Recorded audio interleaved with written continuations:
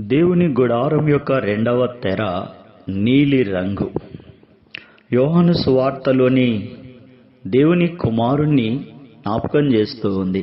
పరలోకము నుండి వచ్చినాడు, పరలోకానికే వెళ్ళిపోయినాడు, దేవుని మహిమా స్వరూపిగా పిలువబడ్డాడు.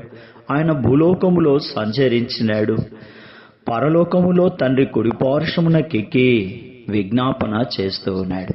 ఆయన మానవ రూపములో దేవుని కుమారునిగా మన పాపము కొరకై ఆయన చనిపోయి సమాధి చేయబడి మనల్ని జీవములోనికి దాటించుట కొరకై తండ్రి కుడిపార్శ్వమునకెక్కిన నిత్య జీవపు ఊట ఆకాశ మండలము మీద వేవేల దూతల ఆర్భాటముతో ప్రత్యక్షం కాబోతూ ఉన్న ప్రభువును ఈ నీలి రంగు తెర జ్ఞాపకం చేస్తూ ఉంది. ప్రభువులో విశ్వాసం వచ్చినప్పుడే దేవుని రాజ్యములో చేరుతారు.